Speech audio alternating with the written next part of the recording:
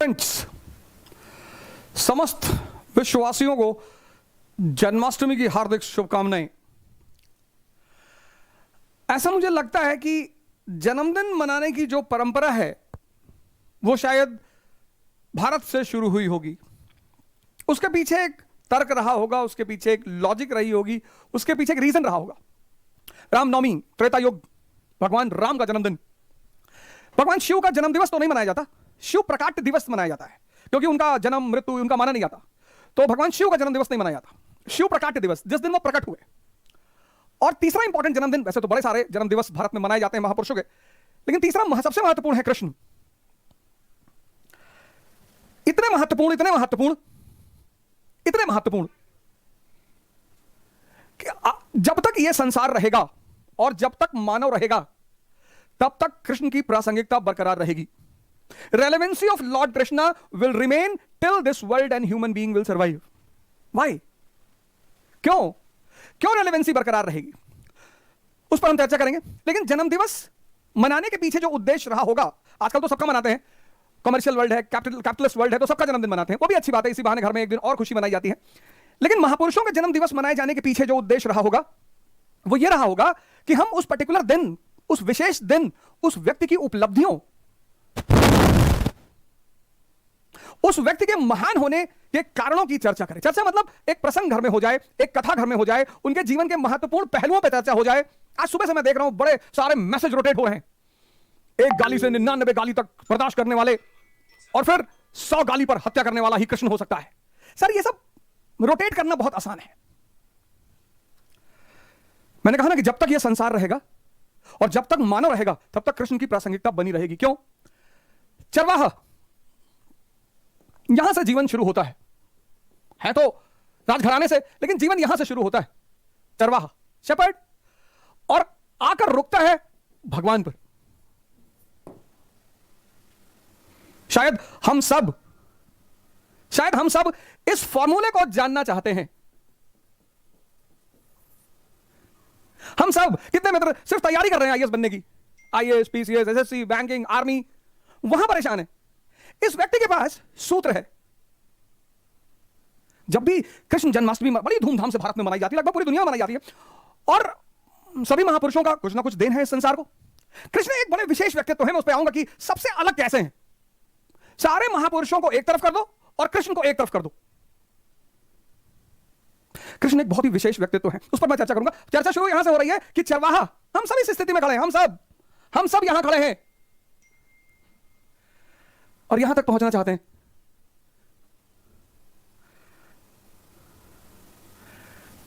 कैसे? कोई फॉर्मूला तो होगा। कैसे? कौन सा सूत्र है, कौन सा फॉर्मूला है? ये देखिए, आज की कहानी यहां से शुरू होगी। दुर्योधन, ताकतवर शरीर बलशाली। AWS tailors solutions for your business, big or small, from manufacturing. मन मौजूद, लेकिन अंत स्थिति। ये दूसरी फोटो देखिए, शरीर कमजोर, 20 से ज्यादा अवार्ड, इंटरनेशनल, एल्मंग award, Derek award, Alfred award, 20 से ज्यादा इंटरनेशनल अवार्ड्स, कॉस्मोलॉजिस्ट, फिजिसिस्ट। यहां लोगों की एक उंगली कटी होती है तो लोग भीख मांगते हैं, भैया भैया भैया उंगली नहीं है भैया। ये इन दो फोटो में गौर से देखिए, ये हमारी स्थिति है, जिंदगी से निराश, परेशान। ये देखिए, शरीर ताकतवर है, मन खराब है। यहां शरीर खराब है, मन ताकतवर है। यानी जिंदगी, जो जीवन है, उसमें सबसे अहम रोल है मन का, फिर शरीर का। और जिस दिन इस जीवन की कमांड, ये फोटो बड़ी इंपॉर्टेंट है, मैं इस पर कई बार चर्चा कर चुका हूं, फोटो बहुत इंपॉर्टेंट। ये फोटो अपने आप में दर्शन है। इंद्रियां, ये घोड़े इंद्रियां, ये रथ मानव का शरीर, अर्जुन आत्मा, कृष्ण परमात्मा, लगाम सांसें। और जिस दिन आपने अपने जीवन की लगाम प्रभु को पकड़ा दी, उसके बाद विजय ही विजय। मेरे बहुत सारे मित्र मुझसे कहते हैं कि आप हमेशा बात करते हैं ध्यान की, योग की, साधना की। सर, यह देश उसी पर टिका हुआ है। इस देश का मूल सिद्धांत ध्यान और योग, भारत ज्ञान। कृष्ण एक विशेष व्यक्तित्व। और फिर मैंने सबसे ऊपर फोटो लगाई परमहंस स्वामी अलगलानंद की। उसकी वजह यह है कि भारत ने भगवान से ऊंचा स्थान गुरु को दिया है। कोई तो होगा ना जो गुरु के, कोई तो होगा जो भगवान के सूत्र को भी खोलेगा। तभी तो कबीर ने कहा था, गुरु गोविंद दो खड़े काके लागू पाए, और बलिहारी गुरु आपने गोविंद देव बताए।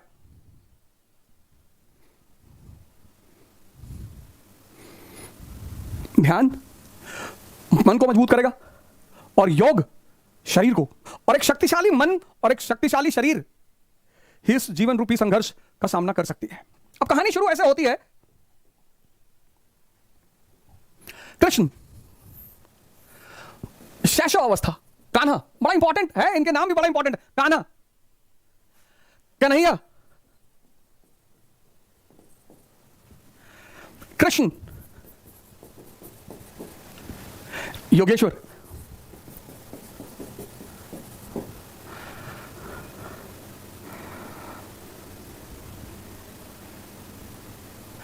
कान्हा आदर्श बाल्य अवस्था, चाइल्डहुड। कन्हैया शैशव अवस्था, शैशव। कान्हा आदर्श शैशव अवस्था, इन्फेंट पीरियड, आदर्श चाइल्डहुड, बाल्य अवस्था। कृष्णा आदर्श युवा अवस्था, और योगेश्वर आदर्श जीवन। आज के दिन लगभग दुनिया में सभी लोगों को इस पर चर्चा करनी चाहिए। आज आप देखो हमारे घरों में बचपन से प्रेशर, बचपन से महाभारत सीरियल है, कृष्ण के ऊपर सीरियल है। आज तो किसी को पढ़ने की जरूरत ही नहीं, इतने सारे सीरियल हैं। आप कृष्ण की इन्फेंट अवस्था देखो, आप कृष्ण की बाल्य अवस्था देखो। यह जो पीरियड है मनुष्य के जीवन का, यह उसके समस्त जीवन का निर्माण करता है। जो चीजें आप यहां फीड कर दोगे, हिम्मत, साहस, उत्साह, जो चीजें, वो जीवन भर व्यक्ति का साथ रखेंगी, जीवन भर व्यक्ति के साथ रहेंगी। आज हमारे बड़े सारे पेरेंट्स सोचते हैं कि हम बच्चों को डरा कर अपने काम करा लेंगे। बिल्कुल करा लेंगे। आप बच्चों को धमका कर अपने काम करा लेंगे, एकदम करा लेंगे। लेकिन सर वो मन यहां तक पहुंचते पहुंचते इतना कमजोर हो जाएगा। आज युवाओं की अवस्था देखो, आज युवाओं का जीवन देखो। जब इस चरण में जहां निर्माण है, निर्माण, आदर्श इन्फेंट पीरियड, आदर्श चाइल्डहुड, बालकाल, खेल रहे हैं, कूद रहे हैं, बदमाशी कर रहे हैं, और मां यशोदा तो एक आदर्श मां है। शिक्षा, उच्चतम आदर्श शिक्षा, और इस नींव पर इस महान व्यक्ति का निर्माण हुआ। अब ये सारी कहानी समझने के लिए, ये सारी कहानी जानने के लिए, इन सूत्रों को जानने के लिए बड़ी सारी, भगवत गीता तो भगवान कृष्ण ने खुद ही कही, उसके न जाने कितने रूप, न जाने कितनी कमेंट्रियां पड़ी हुई है बाहर। लेकिन एक किताब शुरू से मेरी आदत रही, मैं जब से पढ़ाई शुरू किया मैंने, तब से मेरी आदत रही, मैं हमेशा ऐसी किताब को ढूंढता था जो सरल भाषा में हो। हमेशा। जैसे एंशिएंट इंडिया, मैंने उसकी एक हिंदी मीडियम की किताब पढ़ी, झाशमाली। हमारे यहां भारत में आमतौर पर जो किताबें बहुत क्लिष्ट होती, क्लिष्ट, उनको लोग अच्छा मानते हैं। जिनको बहुसंख्यक लोग पढ़ के समझ ना पाए, उनको लोग अच्छा मानते हैं। किताबें बुरी होती ही नहीं, किताबें बुरी होती ही नहीं। या तो वो क्लिष्ट होती हैं या वो सरल होती हैं। अब क्लिष्ट भाषा जो है वो सब दिमाग को समझ में नहीं आएगी, इसलिए किताबें हमेशा ऐसी होनी चाहिए जो सरल भाषा में। सरल उदाहरण दे रहे हूं, जैसे मैंने कहा ना, यथार्थ गीता पेज नंबर 6। अब बड़े सारे लोग द्वंद्व में पड़ जाते हैं, मैं उस पर चर्चा करूंगा द्वंद्व में पड़ते क्यों हैं और कृष्ण सबसे विशेष क्यों है। अब बड़े सारे लोग द्वंद्व में पड़ जाते हैं कि मानवता बुरी चीज है या मानवता अच्छी चीज है। पहले ये तो पता कर लो कि मानवता का मतलब क्या है। आपका पड़ोसी बीमार है, आप उसे हॉस्पिटल पहुंचा दीजिए, ये मानवता है। बड़े सारे युवा जो तैयारी कर रहे हैं, पढ़ रहे हैं, विशेषकर मैं उनकी चर्चा कर रहा हूं। आपका रूम पार्टनर बीमार है, आप उसे हॉस्पिटल पहुंचा दिए, आप उसकी यथास्थिति मदद करिए, ठीक करा के घर लाइए, ये माना होता है? आपके रूम पार्टनर के गांव में झगड़ा हुआ है, उस कहानी को सुनकर आप क्या करेंगे? क्या लाइन लिखी है पेज नंबर 6 पे, दया बिनु संत कसाई और दया करी तो आफत आई। ये सूत्र है, मैंने कहा ना, वो चरवाहा से भगवान बनने तक का सूत्र सरलतम किताबों में से एक है। होता करिए, बेवकूफी मत करिए। आपके रूम पार्टनर के चाचा और पापा में झगड़ा हो गया है और वो आपको पूरी कहानी सुना रहा है और आप बैठ के सुन रहे हैं कि वो दुखी है बेचारा। ये सूत्र है, दया बिनु संत कसाई और दया करे तो आफत आई। ऐसे 224 पेज नंबर, बड़े सारे एग्जांपल मैंने टिक कर रखे थे कि कृष्ण जन्माष्टमी के दिन मैं उन पर चर्चा करूंगा, लेकिन बहुत ज्यादा एग्जांपल पे मैं नहीं जाऊंगा। अब सबको इस संसार को भोगना है, मजा लेना है, आनंद लेना है। पेज नंबर 224, शस्त्रों में मैं व्रज हूं, गायों में कामधेनु। कामधेनु कोई ऐसी गाय नहीं है जो दूध के स्थान पर मनचाहा व्यंजन परोसती हो। ऋषियों में वशिष्ठ के पास कामधेनु थी। वस्तुतः गो इंद्रियों को कहते हैं। रुकिए, पूर्ण विराम इसीलिए लगाया जाता है, गो। वस्तुतः गो इंद्रियों को कहते हैं। इंद्रियों का संयत होना इष्ट को वश में रखने वाले में पाया जाता है। कितनी बड़ी लाइन है, इंद्रियों का संयत होना। ये भी खा ले, वो भी खा ले, यहां घूम ले, ये कपड़ा पहन ले, वो कपड़ा पहन ले। इंद्रियों को संयत होना इष्ट को वश में रखने वाले में पाया जाता है। जिसकी इंद्रियां ईश्वर के अनुरूप स्थिर हो जाती हैं, उसके लिए उसी की इंद्रियां कामधेनु बन जाती हैं। फिर तो जो इच्छा करी हो मन माही, हरि प्रसाद कुछ दुर्लभ नहीं।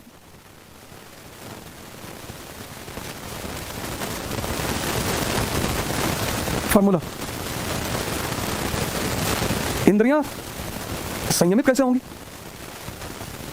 उसका क्या तरीका है? उन सारे सूत्रों पर, उन सारे फॉर्मूलों पर इस किताब में सबसे सरलतम ढंग से चर्चा की गई है। सारी किताबों में चर्चा की गई है, बहुत सारी किताबों में। गीता एकमात्र किताब नहीं है, बाइबल भी है, आदि ग्रंथ भी है, कुरान भी है, रामायण रामचरितमानस भी है, बड़ी सारी किताबों में चर्चा की गई है। लेकिन जिनको गीता पढ़ने का मन है, जिनको लगता है कहीं ना कहीं जिंदगी उलझी हुई है, उनके लिए यह सरलतम किताब है। क्योंकि हर आदमी को अपने जीवन में इस उद्देश्य को पूरा करना है।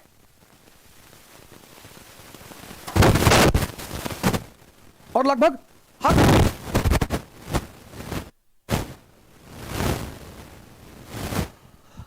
व्यक्ति को इस उद्देश्य को पूरा करना है, इस सपने को पूरा करना है। और हर व्यक्ति द्वंद में फंसा हुआ है, द्वंद। हर व्यक्ति द्वंद में। क्यों? संसार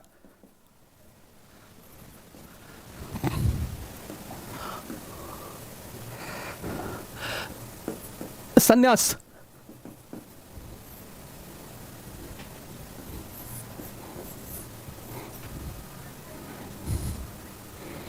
दोनों के रास्ते अलग अलग है। आपको संसारी है, आप संसारी हैं। संसारी है मतलब मुख्यतः धन कमाना है, मुख्यतः। इसके जो सूत्र हैं वो हैं साम, ताम, दंड, भेद। आपको चैतन्य कमाना है, बुद्ध बनना है, महावीर बनना है। इसके जो सूत्र हैं समझदारी, करुणा, त्याग, तपस्या।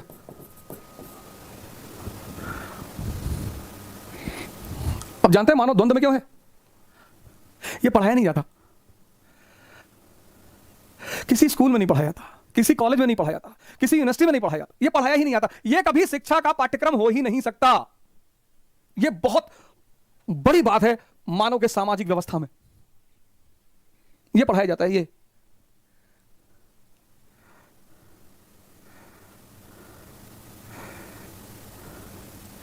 यह पढ़ाया जाता है। शिक्षा के सारे पाठ्यक्रम का यह केंद्र है ये। और मानव का मुख्य उद्देश्य क्या है? ये। बस यही द्वंद्व पैदा हो जाता है। वो इसको फॉलो करेगा, ये उसके हाथ से निकल जाएगा।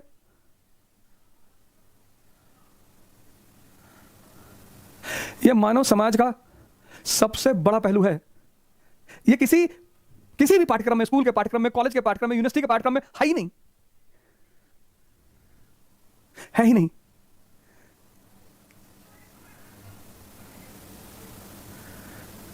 इसलिए दुनिया में 95% लोग द्वंद्व के शिकार हैं।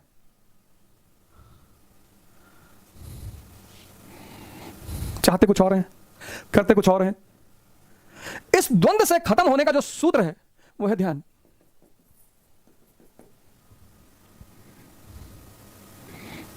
India +91 9839। शिक्षा तो है ही नहीं, इसलिए मैं बार बार ध्यान और योग पर बल देता हूं। और कृष्ण सबसे महानतम व्यक्तित्व इसलिए, कृष्ण सबसे विशेष व्यक्ति इसलिए क्योंकि वो दोनों को बैलेंस करना जानते हैं। यह असंभव है, यह असंभव है। बुद्ध नहीं कर सकते, महावीर तो कभी कर ही नहीं सकते। प्रभु राम अपवाद स्वरूप कर सकते हैं, अपवाद स्वरूप, लेकिन उसके लिए भी उनके पास डिफेंस है। बाली को छुप के मारा, लेकिन उसके पीछे भी उनके पास डिफेंस है। मर्यादा पुरुषोत्तम। लेकिन प्रभु भगवान कृष्ण, इस दोनों का समुचित प्रयोग असंभव। एक तो छोड़ना ही पड़ेगा। आपको चैतन्य पाना है, आपको यह छोड़ना पड़ेगा। आपको संसार पाना है, आपको यह छोड़ना पड़ेगा। एक तो छोड़ना पड़ेगा। भगवान कृष्ण, भगवान भगवत्ता को उपलब्ध व्यक्ति, भगवत्ता को उपलब्ध व्यक्ति, यह काम दुनिया में कोई नहीं कर पाया। संभव ही नहीं हुआ किसी के लिए, पॉसिबल ही नहीं हुआ। पूरे मानव के इतिहास में सिर्फ एक व्यक्ति है जिसने इसका एक साथ प्रयोग किया है। सर्वश्रेष्ठ संसारी और सर्वश्रेष्ठ सन्यासी। सर्वश्रेष्ठ संसारी और सर्वश्रेष्ठ सन्यासी। बहुत सारे मित्रों को मुझसे शिकायत रहती है कि आप हिंदू धर्म के खिलाफ बोलते हैं, आप हिंदू धर्म के विरोध में बोलते हैं, श्री कृष्ण के विरोध में बोलते हैं। मैं हिंदू धर्म, मैं किसी धर्म के खिलाफ नहीं बोलता। आजकल का जो समय है, दौर है सोशल मीडिया का, अब मान लीजिए मैंने एक लाइन लिखी कि भगवान श्री कृष्ण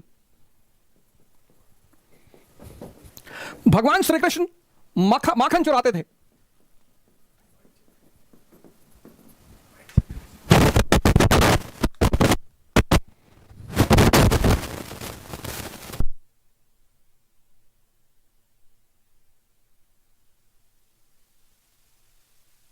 बहुत लोग शिकायत कर रहे थे कि माइक, सॉरी, बहुत लोग शिकायत कर रहे थे साउंड ठीक नहीं आ रही है।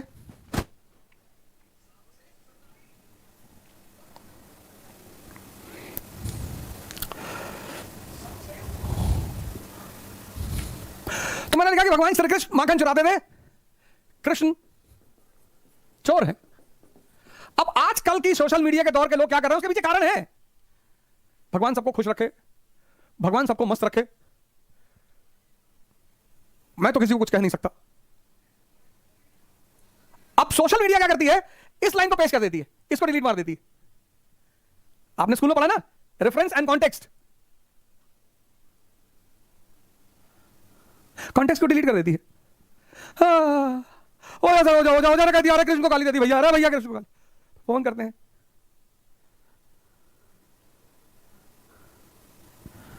आप कुछ भी करें, खूब गाली दें, जी भर के गाली दें, बोरों में भर के गाली दें, कोई बात नहीं। मैं जिस उद्देश्य को कर रहा हूं आज जन्माष्टमी के इस अवसर पर, मैं फिर चाहता हूं कि यह संदेश आप तक जाए कि ये जो फॉर्मूला है, ये इस फॉर्मूले को आप जानें, इस फॉर्मूले को आप पढ़ें। ये इसलिए मैंने ये फोटो लगाई शुरुआत में, ये देखिए, ये आपके लिए लगाई। आप सबके अंदर वही अंश है, सबके अंदर भगवत्ता का अंश है, सब।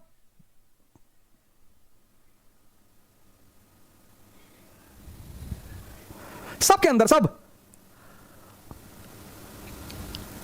फिर भी आप परेशान हैं, आप डिप्रेशन में हैं।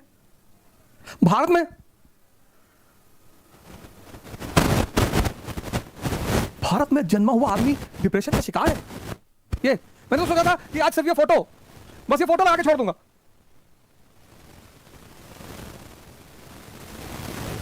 मैंने सोचा कि आज के सेशन में सिर्फ ये फोटो लगा के छोड़ दूंगा, आपको जिसको भी समझना हो।